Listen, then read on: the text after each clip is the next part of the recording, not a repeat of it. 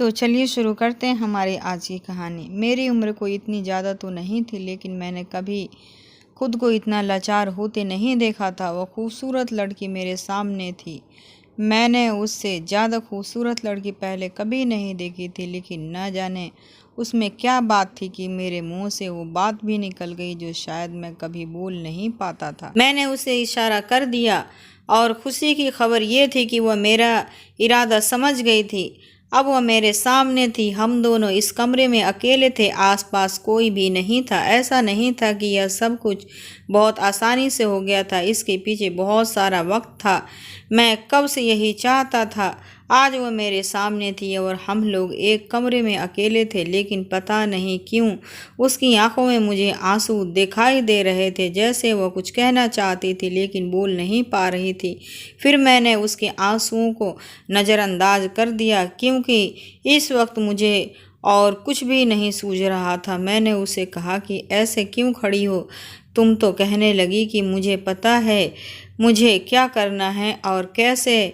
उसने अपनी साड़ी का पल्लू हटाया और मेरे मुंह से चीखें निकल गई और मैं वहां से ऐसा भागा कि मैंने पलटकर नहीं देखा, क्योंकि वह लड़की तो असल में एक मेरा नाम मनीष है। मैं शुरू से ही बहुत खूबसूरत और जवान मर्द था, लेकिन मेरी किस्मत बुरी थी। हम लोग बहुत ज़्यादा गरीब थे। हमारे घर में 2 वक्त की रोटी के पैसे नहीं होते थे। मेरी 4 जवान बहनें थीं। हम लोग गांव में रहते थे। गांव में भी घर तो अपना था, लेकिन खाने पीने को कुछ भी नहीं था। बाबूजी दुनिया से चले गए। सब कुछ मेरे कंधों पर आ गया और अब मेरे लिए सब कुछ बहुत मुश्किल हो गया था। मैं गांव में काम करता था, लेकिन उससे कुछ भी नहीं हो रहा था। एक दिन मेरे दोस्त ने मुझे कहा कि तुम शहर क्यों नहीं चले जाते? तुम जैसे लोगों को वहाँ बहुत काम मिल जाता है।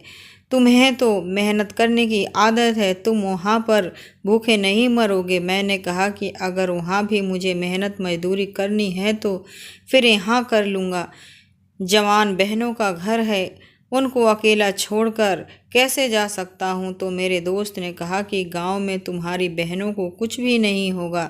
हमारे गांव वाले बुरे नहीं हैं, लेकिन मैं तुम्हें इसलिए तो नहीं कह रहा कि तुम वहाँ जाकर मेहनत मजदूरी करो। वहाँ पर मेरी जान पहचान का एक आदमी है। वह तुम्हारी नौकरी किसी बड़े आदमी के साथ लगवा देगा जो बड़े बड़े बंगलों में रहते हैं, न कि इन घरों में छोटे छोटे कामों के लिए की ज़रूरत होती है, और यह बहुत ज़्यादा पैसे देते हैं।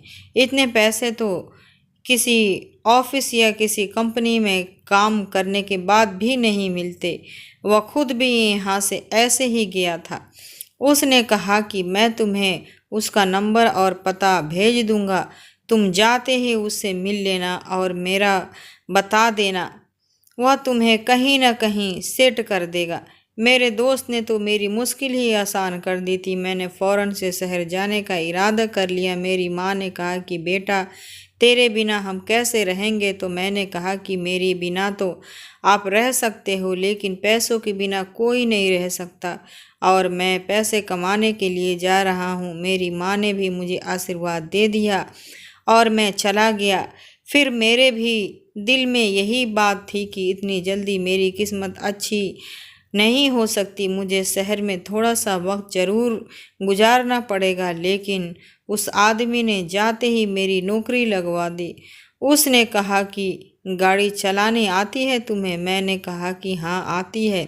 उसने एक बड़े से बंगले में ड्राइवर रखवा दिया। मेरे साइड पर एक छोटा सा कमरा भी था। उन्होंने कहा कि तुम्हें यहीं पर रहना होगा, और जब भी उनकी छोटी मालकिन को कहीं बाहर जाना हो तो तुम्हें उनके साथ जाना आना होगा। तुम ड्राइविंग के साथ साथ बॉडीगार्ड का भी काम करोगे। तुम्हें उनका ख्याल भी रखना होगा। अब मैं शहर आ गया। मुझे 4 दिन हुए थे और इतनी अच्छी नौकरी, रहने की जगह, खाना पीना मिल रहा था, तो फिर मुझे क्या दिक्कत हो सकती थी? मैंने कह दिया कि हाँ, बिल्कुल ठीक है, मैं काम करूँगा। और फिर उन्होंने पगार भी अच्छी बताई।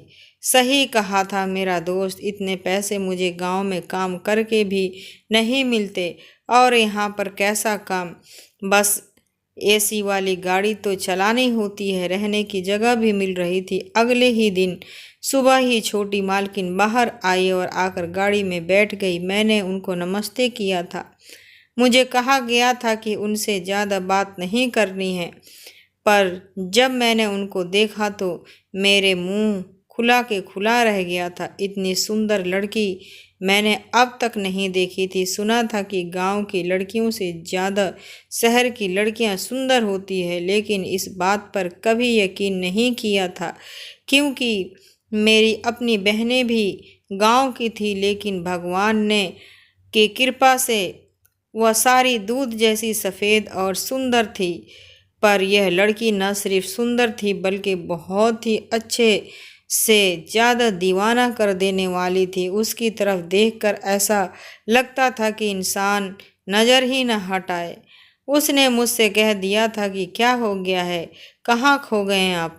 तो मैं जैसे होश में आ गया और मैंने कहा कि नहीं छोटी मालकिन, ऐसे बस ऐसे ही कहीं खो गया था। उसने मार्केट जाना था, मैं उनको मार्केट ले गया। बार बार शीशे से मेरी नज़र उस पर पड़ती जा रही थी, लेकिन मैं अपने आप पर काबू रखना चाहता था। ऐसे ना होता कि वह कह देती तो इस आदमी की तो नज़र ही बहुत बुरी है और मुझे नौकरी से निकाल देते। इसीलिए मैंने अपने आप पर काबू रखा। इसका मतलब ये है कि इस परिवार की छोटी बेटी थी, तभी सभी इसको छोटे मालकिन कहते थे, और इसका बाप बहुत ज़्यादा अमीर था। मैं घर के अंदर तो नहीं जा सकता था, लेकिन घर बहुत बड़ा था, बिल्कुल किसी महल की तरह। मैं भी अपने बहनों और माँ के लिए ऐसे ही घर बनाना चाहता था। ऐसे साफ घर में कौन नहीं रहना चाहता। गांव के घर बड़े होते हैं, लेकिन साफ तो नहीं होते। कहते हैं कि आप किसी आदमी के साथ कहीं जा रहे हैं तो मुंह से कोई बात नहीं रखी जाती है। कार जल्दी चलाओ यार, धीरे चलाओ, या उस जगह पर चलो। एक दिन मुझे सुबह सुबह आकर बताती थी कि कहाँ जाना है, और उसके बाद पूरे रास्ते से मुझसे कोई भी बात नहीं करती थी। मैं उससे कुछ बात करना चाहता था कि उसकी आवाज़ सुन सकूं, उसकी तरफ देखने का बहाना मिल जाए, लेकिन वह ऐसे नहीं करती थी। वह हर 2 दिन 3 दिन बाजार जाती और पागलों की तरह शॉपिंग करती थी। इतने पैसे खर्च करती, इतनी चीज़ें लेती थी कि मैं हैरान रह जाता था। इतनी सारी चीज़ों तो एक आदमी की ज़रूरत भी नहीं होती। आखिर एक औरत ने रोज़ाना एक ही जोड़ा पहनना होता है, पर जिस तरह से वह सामान लेती थी, ऐसा लगता था जैसे घंटे 2 घंटे जोड़ा बदलती है और फिर पुराने जोड़े को दोबारा नहीं पहनती और फेंक देती है। लेकिन एक बात बहुत अच्छी थी कि रास्ते में अगर उसे कोई गरीब नज़र आ जाता तो उसे कुछ पैसे ज़रूर दे देती, और मुझे भी मेरी पगार के अलावा कुछ पैसे दे देती। कहती थी कि अपने पास रखा करो। वैसे तो यह लड़की थी, लेकिन अक्सर साड़ी पहन के रखती थी। आजकल की लड़कियां कहाँ साड़ी पहनती है। जब तक शादी नहीं होती वह साड़ी पहनना जंजाल लगता है, लेकिन यह साड़ी पहनती थी और बहुत अच्छी लगती थी। सर्दी का मौसम था, इसीलिए ऊपर एक शॉल भी रख लेती थी। यह तो एक बहुत अच्छी और संस्कारी लड़की थी। कहते हैं कि मनीष उसी से प्रेम करता है जिसे अपने से ज़्यादा अच्छा समझता है, और ये लड़की तो मुझसे ज़्यादा अच्छी थी, खूबसूरत थी, अमीर थी और दिल की भी अच्छी थी। तो फिर मुझसे प्रेम क्यों न किया जाए।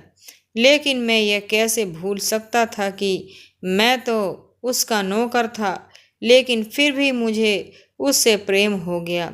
अजीब बात है कि 2 हफ्ते तक मुझे उसके नाम के बारे में भी पता नहीं था।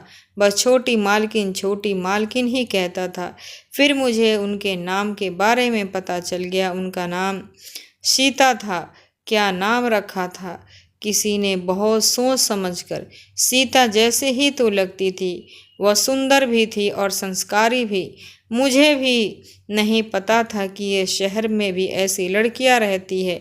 मैं तो समझता था कि शहर की लड़कियां ऐसी नहीं होती, लेकिन जो अच्छा होता है वह हमेशा अच्छा ही होता है। इस बात से कोई फर्क नहीं पड़ता कि वह गांव में रहता है या शहर में या फिर विदेश से आया है। जिसको अपने संस्कार और रीति रिवाजों की समझ होती है वह हर जगह पर ही एक अच्छा इंसान बनकर रहता है। और सीता भी ऐसी ही थी। मुझे उनसे प्रेम हो गया था और मेरे दिल में एक उम्मीद का दिया जल रहा था कि शायद वो भी मुझे पसंद करने लगी हैं और किसी तरह हमारी बातचीत चल पड़े। बात बड़ी अजीब है, लेकिन ये जो मोहब्बत होती है ना, ये ऐसे ही होती है। ये तो चाँद को देख कर ही ये कहने लगती है कि चाँद मेरा है और मेरी गोद में आकर रहेगा। मेरे लिए भी सीता चाँद जैसी ही थी। मैं कहाँ वो कहाँ, लेकिन फिर भी दिल कहता था कि अगर मेरा प्रेम सच्चा है तो मुझे मिल सकती है। पर एक दिन मेरी यह उम्मीद भी टूट गई जब मुझे ये पता चला कि वह तो पहले से ही शादीशुदा है। वह इस घर की बेटी नहीं बल्कि इस घर की बहू है। यह सुनकर मैं हैरान रह गया। मुझे ऐसा लगा था कि ये हो ही नहीं सकता, लेकिन मुझे घर में काम करने वाली माली ने बताया। उन्होंने कहा कि सीता बेटी की शादी तो 2 साल हो गए हैं। बहुत कम उम्र में हुई है उनकी शादी। वह मांग की सिंदूर नहीं लगाती थी, लेकिन उनके गले में मंगलसूत्र होता था। मेरी नीयत बुरी नहीं थी जो मैं उनके गले की तरफ देखता, इसीलिए मैंने कभी गौर ही नहीं किया। तभी तो वो चुप रहती थी, वरना उनकी यह उम्र ऐसी नहीं थी कि कोई शादीशुदा औरत इस तरह से खामोश और चुपचाप रह सकती थी। वरना जवानी तो बड़ी आग होती है, अगर शोर होता है तो जवानी तो संभाली नहीं संभलती। कहने को तो वो भी जवान ही थी, लेकिन जब शादी हो जाती है तो औरत की सोच बदल जाती है। मेरा दिल भी टूट गया। न उनकी तो शादी से पहले हो चुकी थी, इसका मतलब था कि मेरा कोई चांस नहीं था। मुझे लगा कि बस मेरी आँखों को अच्छी लगती है क्योंकि खूबसूरत है, लेकिन जब यह बात पता चली तो मेरी आँखों में आंसू आ गए। इसका मतलब कि सिर्फ खूबसूरती की आँखों को अच्छा लगने से सिर्फ प्रेम नहीं होता। मैं उनसे प्रेम कर बैठा था, तभी तो उनका प्रेम मेरी आंखों में आंसू बनकर टपकने लगा था, क्योंकि मेरे लिए यह बात बुरी थी कि वह पहले से शादीशुदा थी। मैं सोचने लगा कि कौन सा भाग्यशाली व्यक्ति होगा वह जिसके साथ उनकी शादी हुई है। वह तो इस दुनिया का सबसे ज़्यादा भाग्यशाली इंसान होगा और मैं भी उसे देखना चाहता था। पर अजीब बात तो ये थी कि घर में मैंने सिर्फ महिलाओं को ही देखा था। एक बूढ़ी औरत थी, वो भी कभी कभार बाहर निकला करती थी, और एक यह सीता मालकिन थी, जिसके अलावा एक आदमी तो था, लेकिन वह घर का आदमी नहीं था, वह बटलर था। वह सबसे काम करवाता था, मुझे भी, माली से भी और बाकी सब घर वालों और नौकरों से भी। वह कहता था कि इस घर में नौकर ज़्यादा है और लोग कम हैं। मैंने माली से पूछा कि इनका पति कौन है, उनका नाम क्या है, तो उसने कहा था कि उनका नाम विक्रम है। मैंने सोचा कि नाम तो फिल्मी है, बंदा भी ऐसी धांसू होगा, और फिर जितनी खूबसूरत सीता है उनके साथ आदमी भी ऐसा ही सुंदर होगा, लंबे चौड़े कद का। लेकिन मुझे क्या पता था कि अभी भी एक और राज खुलने वाला था, जो इस राज से भी ज़्यादा अजीब था, जिसके बारे में मैं जानकर हैरान रह गई। कि जो सीता का पति था वह कोई आम आदमी नहीं था।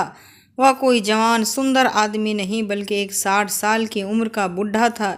ये जानकर मैं तो हिल गया। मैंने कहा कि नहीं नहीं, ऐसा नहीं हो सकता, तुम लोग मजाक कर रहे हो।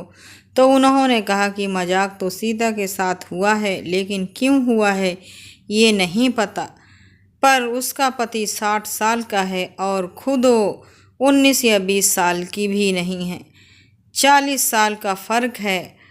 उसके बाप की उम्र का भी नहीं है, वो तो उसके दादा की उम्र का है। मैंने कहा कि फिर इतना जुल्म क्यों हुआ इस लड़की पर, और किसी ने रोका तो नहीं? नौकरों ने बताया कि हमें इतना पता है कि यह शादी इसके बाप की मर्जी से हुई है और सीता इस शादी से बिल्कुल भी खुश नहीं थी।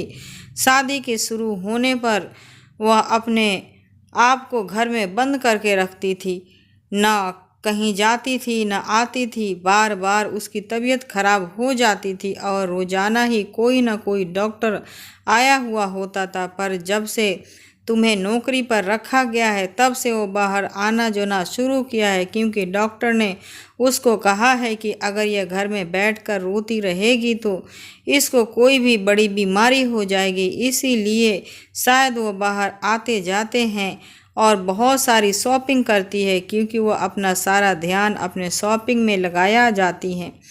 बुढ़े के पास पैसा तो बहुत है लेकिन और कुछ भी नहीं है, और वो इस लड़की के साथ कैसे एक अच्छी ज़िंदगी गुजार सकता है?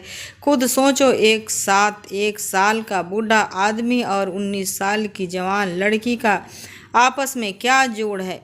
इसके बाप ने ज़रूर पैसे खाए हैं, अपनी बेटी को बेचा है।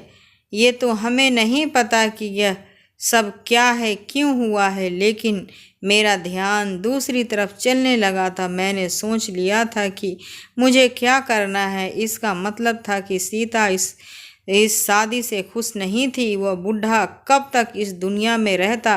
भगवान ने मेरे साथ बुरा नहीं किया था, उसने मेरे लिए एक चोर रास्ता बना दिया था जो सीधा सीधा सीता तक जाता था। लेकिन उससे पहले मुझे उसके दिल में क्या है ये भी पता करना था, ताकि उसे अपनी तरफ ला सकूं, क्योंकि वो भी दुखी थी और तकलीफ़ में थी, और ऐसे में उसके दुख और तकलीफ़ का फ़ायदा उठा सकता था। मेरी नीयत बुरी नहीं थी, शायद मेरा तरीका बुरा हो सकता था, लेकिन और मैं क्या करता? मैं भी तो मर्द था, अपनी बहनों में सबसे बड़ा था। लेकिन अब तक मेरी शादी नहीं हुई थी, क्योंकि मेरी माँ कहती थी कि पहले बहनों की शादी हो जाए, उसके बाद तेरी शादी करूँगी।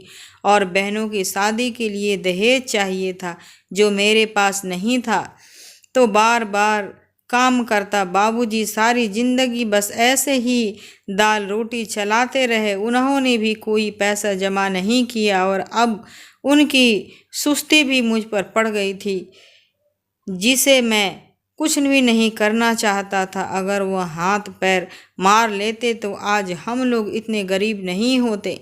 इसका मतलब ये है कि मेरा चांस तो था, लेकिन ताली एक हाथ से नहीं बजती। मुझे सीता के दिल में जीतना था और मैं ये कैसे कर सकता था? मुझे समझ नहीं आ रहा था। वो बहुत चुप रहती थी, किसी से कोई बात नहीं करती थी। मुझसे भी उसने कभी फालतू बात नहीं की थी, लेकिन कहती थी कि क्या अगर आप किसी की जान बचाओ तो वह जान आपकी हो जाती है। मुझे उस पर कोई एहसान करने की ज़रूरत थी। मुझे उसे यह बताना था कि मैं उसके लिए अपनी जान के खतरे में डाल सकता हूँ, लेकिन मैं कोई हीरो नहीं था। एक दिन मैंने एक नौकर से कहा कि तुम्हें मेरी मदद करनी होगी। जाहिर है इतना बड़ा काम करने के लिए किसी को तो अपना राजदार बनाना ही था, पर यह नौकर बहुत ही लालची था, थोड़े से पैसों के लिए मेरी बात मान सकता था। मैंने उसे कहा कि जब सीता बाहर उड़ान में बैठी चाय पी रही हो तो मैं वहाँ किसी बहाने से आ जाऊँ, और जैसे ही मैं वहाँ पहुँचूँगा तो तुम चाय लेकर आना और चाय मैडम के ऊपर गिराने की कोशिश करना। मैं उनको बचा लूँगा, बस तुम्हें यह करना है। उसने कहा कि ठीक है, अगर मुझे यह मेरे मुँह मांगे पैसे दोगे तो यह करने की तैयार हूँ। उधर मेरे गांव में मेरी बहनें खुश थी, क्योंकि मैं पहले से ज़्यादा पैसे भेज रहा था, लेकिन उनको पता नहीं था कि यहाँ मेरे दिमाग में क्या चल रहा था। पर मेरी माँ सीता जैसी बहू पाकर बहुत खुश होती। मैंने अभी अपनी एक बहन की शादी नहीं की थी, पर एक दफ़ा मेरी शादी सीता से हो जाती तो मेरी सारे दुख दर्द और उसके बन जाते और वह उनके दूर करने के लिए कुछ भी करती, क्योंकि एक पत्नी अपने पति को कभी दुख में नहीं देख सकती और अगर उसे पता होता तो सिर्फ थोड़े से पैसे से ही मेरा मसला हल हो सकता था, तो अब मुझे पैसे क्यों नहीं देती। यह बूढ़ा कब तक जिंदा रहता। इस बूढ़े के बारे में मैंने ये भी सुना था कि सीता पर हाथ भी उठाता है और इससे भी बहुत बुरे माहौल में रखा हुआ है, उस पर शक भी करता है और उसकी कोई भी बात नहीं मानता। अपनी पहली पत्नी से छुप छुप कर बातें करता है और सीता को बदचलन भी कहता है। कितना निर्दयी आदमी था। एक तो तुझे बूढ़े के साथ यह जवान लड़की रह रही थी और ऊपर से उसको इस तरह की बातें करता था। मैंने अभी तक उसे दूर से ही देखा था। भला इतना अमीर आदमी अपने घर में काम करने वाले एक मामूली ड्राइवर से क्या बातें करेगा। दूर से ही मैंने उसे सलाम किया और उसने हाथ हिला दिया। उससे ज़्यादा कुछ नहीं था। देखने में बिल्कुल ऐसा लगता नहीं था कि कहीं से भी खड़ा हुआ है। कभी भी नीचे गिरकर मर सकता था। किसी ऐसे मर्द के साथ सीता या कोई और भी खुश नहीं रह सकती थी। कोई दुनिया की आखिरी मजबूर औरत होगी तो वो भी ऐसे आदमी के साथ शादी करके खुश नहीं रह सकती। फिर सीता में ऐसा क्यों किया था? आखिरकार उसने कमी ही क्या थी? शाम हुई तो वह रोज की तरह बहाल लाउन में बैठी और उसने चाय मंगवाई थी। साथ ही वह कोई किताब पढ़ रही थी। मैंने नौकर को इशारा किया और मैं बहाने से उसके पास आ गया। मैंने कहा कि वह अपने कल जाने की बात की थी। आपने कितने बजे जाना है? मैं बात शुरू कर चुका था। नौकर आया और उसने चाय गिराने की कोशिश की तो मैंने आगे हाथ करके उसे बचा लिया। गरम गरम चाय मेरे बाजू पर गिर गई। मुझे इतना भी नहीं पता था कि मुझे दर्द होगा। ज़रूरत से ज़्यादा दर्द हुआ, लेकिन इतना मैं बर्दाश्त कर सकता था, इसीलिए मैंने मुंह से कोई आवाज़ नहीं निकाली। वह भी हैरान रह गई। थोड़ी सी चाय उसके ऊपर भी गिर गई, पर मैं उसे कुछ नहीं होने दिया। आज मैंने उसे गौर से देखा था। वो बहुत ही अच्छे कपड़े पहनती थी। वह साड़ी का ब्लाउज ऐसे पहनती थी उसके शरीर पर कोई भी हिस्सा नज़र नहीं आता था। इसका मतलब था कि वह सुंदर भी थी और सुशील भी। वह किसी को ये नहीं दिखाना चाहती थी कि वह कितनी सुंदर है। वैसे भी उसे क्या ज़रूरत थी? जो अच्छी लड़कियां होती हैं वह ऐसे ही कपड़े पहनती हैं और इन कपड़ों की वजह से ही कुछ नहीं हुआ जो उसने कहा। तुम्हें क्या ज़रूरत थी आगे हाथ करने की? चाय मुझ पर गिर ही रही जाती तो गिर जाती। अब जल गया ना तुम्हारा हाथ, तो तुम गाड़ी कैसे चलाओगे? मैंने कहा, नहीं छोटी मालकिन, कुछ नहीं हुआ, मैं बिल्कुल ठीक हूँ। हम मर्द हैं ना, हमारे हाथ पहुँच सकते हैं, इसीलिए मुझे कुछ नहीं हुआ। लेकिन अगर आप चाय गिर जाता तो आपका नाजुक हाथ जल जाता। उसने कहा कि मुझे भी कुछ नहीं होना था। मैं उसकी यह बात समझ नहीं पाया। क्यों नहीं होता? उसे कुछ गर्म चाय थी। जब मुझे इतना दर्द हुआ तो उसे भी होता, लेकिन उसने मेरी बात को बिल्कुल भी नहीं समझा और ना ही मेरे एहसास को। शायद बाद में सोचती होगी कि इस आदमी ने मेरी जान बचाई, पर मुझे चाय नहीं गिरने दी। लेकिन मुझे नहीं लगता था कि कोई अच्छा आइडिया था जिसका दिल जीतने के लिए मुझे कुछ बड़ा करने की ज़रूरत थी। पर मैं क्या करता?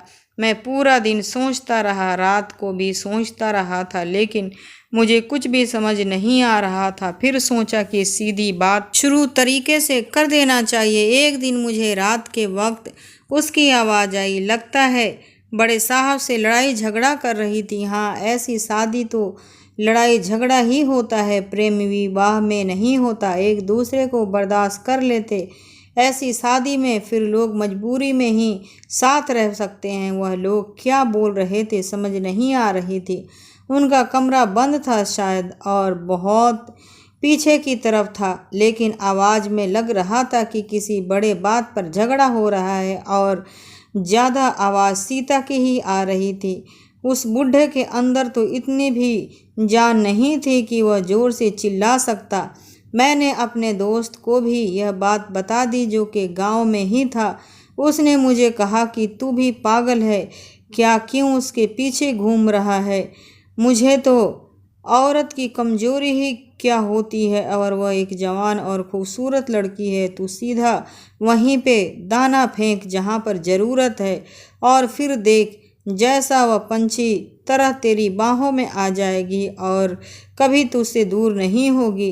तू गरीब है लेकिन शक्ल तो तेरी हम सबसे अच्छी है। तू तो बिल्कुल हीरो लगता है। हमारे गांव का सबसे खूबसूरत लड़का तू ही तो था। तो फिर तू अपनी खूबसूरती का इस्तेमाल कर। बात तो उसकी ठीक थी। कहते हैं कि हकीकत कभी कभी अजीब सी भी होती है, लेकिन अजीब हो या ना हो, हकीकत तो हकीकत होती है।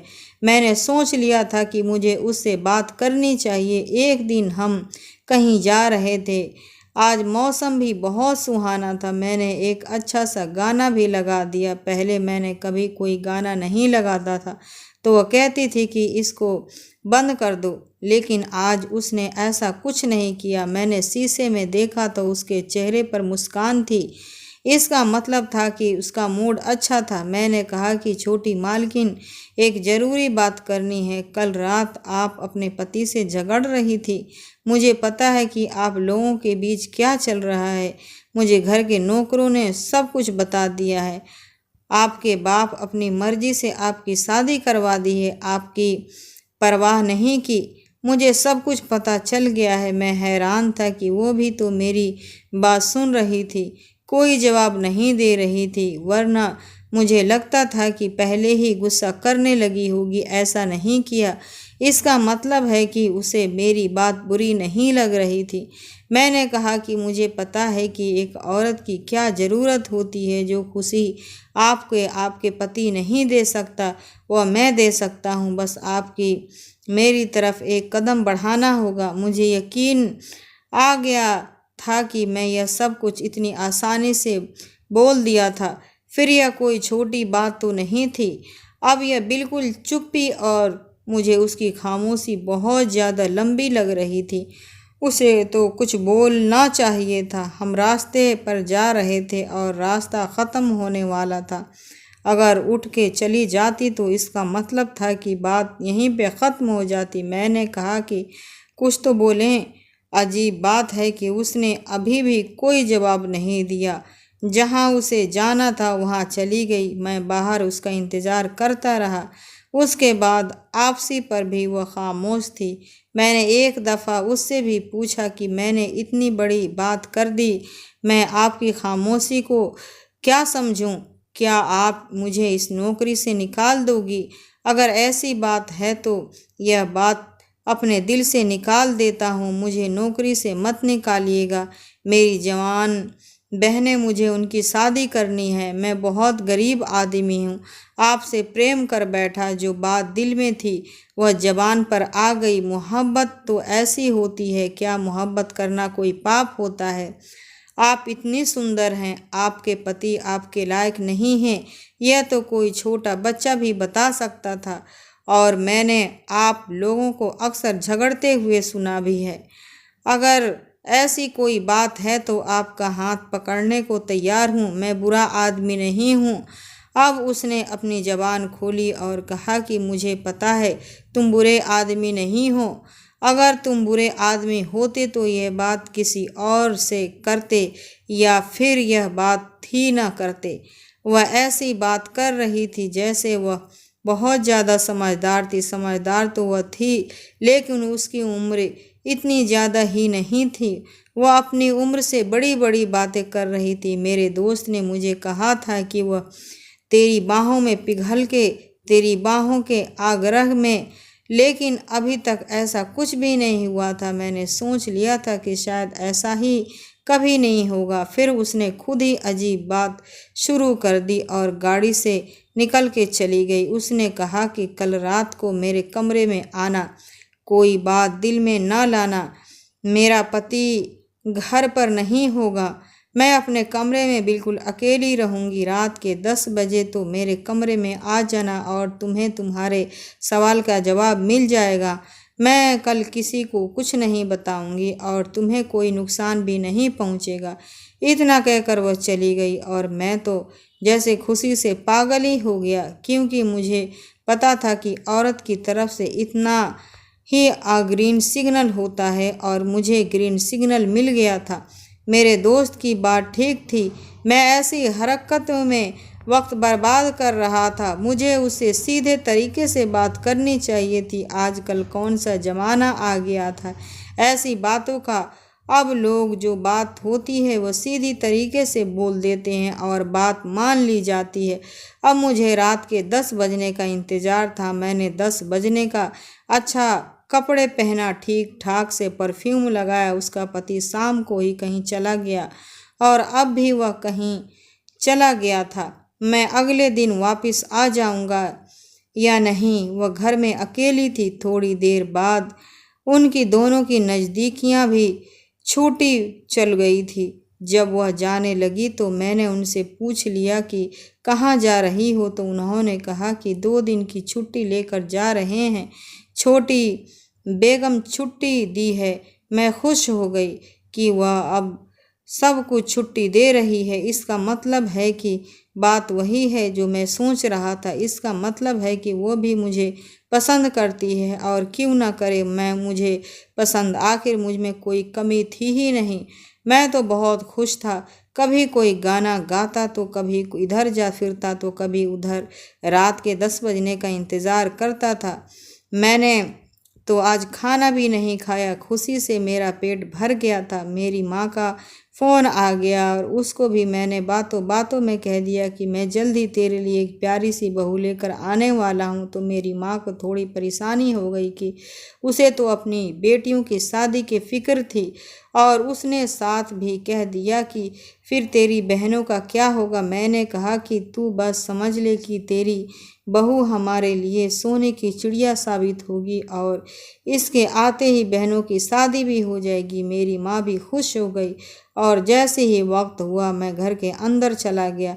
घर में कोई भी नहीं था। रास्ता बिल्कुल साफ था। मैं सीधा चलते चलते उसके कमरे तक चला गया। उसके कमरे का दरवाज़ा खुला था। अंदर से रोशनी की झलक नज़र आ रही थी। उसका मतलब था कि वह अंदर थी। मैं अंदर गया और वह सामने खड़ी थी। मैंने कहा कि मैं आ गया हूँ तुम्हारी ज़िंदगी को ठीक करने के लिए। तुम्हारे साथ बहुत बुरा हुआ है ना। एक बुरे आदमी के साथ तुम्हारी शादी हुई है, लेकिन आज के बाद सब कुछ ठीक हो जाएगा। हम दोनों एक दूसरे के हो जाएंगे। मैं आगे बढ़ने लगा तो उसने मुझे इशारे से रोक दिया, लेकिन उसके चेहरे पर कोई ऐसी बात नहीं थी कि जैसे वह गुस्सा हुई है। उसने कहा कि पहले मुझे देख तो लो कि मैं कैसी हूँ। मैंने कहा कि तुम्हें देख ही तो लिया है, यहाँ आया हूँ। तुझसे ज़्यादा खूबसूरत लड़की मैंने अपनी ज़िंदगी में नहीं देखी। मैं आगे बढ़ने लगा तो अचानक उसने अपनी साड़ी का पल्लू गिरा दिया और मुझे ऐसे लगा कि जैसे मेरे कदमों तले से धरती खिसक गई। मैं वहाँ से भाग जाना चाहता था और इससे पहले कि मैं भाग जाता उसने पल्लू वापस कर लिया और मुझे रोक लिया। उसकी आंखों में आंसू थे और मेरी आवाज़ हकलाने लगी थी। मैंने कहा कि यह तुम्हारे साथ क्या हुआ है? उस आदमी ने इतना बुरा किया है?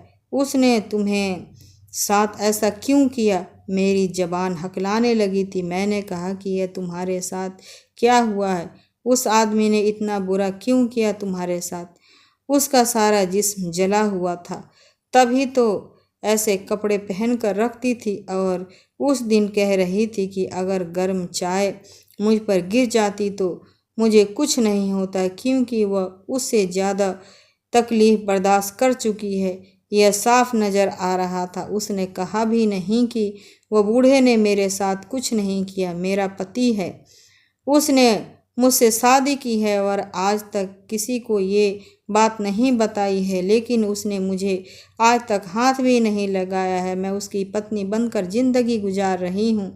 इसके बाद किसी ने भी मुझसे शादी नहीं करनी चाहिए थी और मैंने आत्महत्या करने की भी कोशिश की।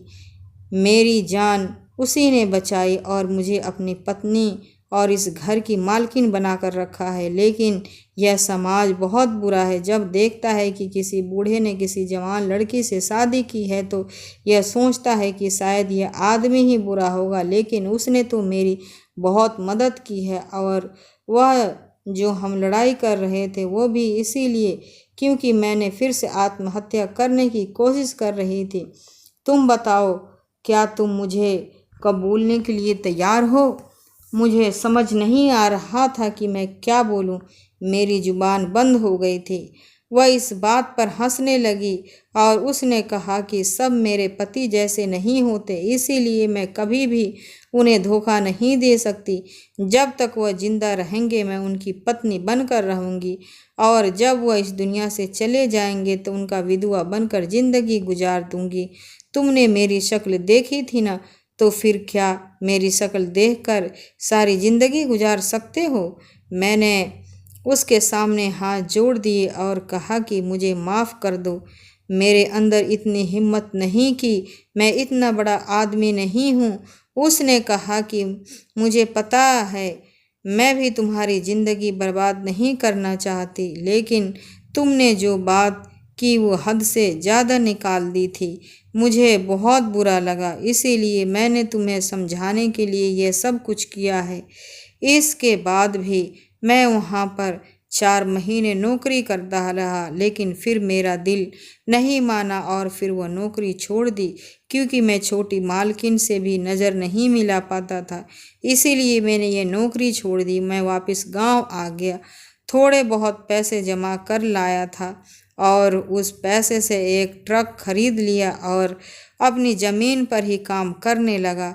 अभी भी मुझे सीता की याद आती है। सोचता हूँ कि किस हाल में होगी, क्या कर रही होगी, लेकिन सही।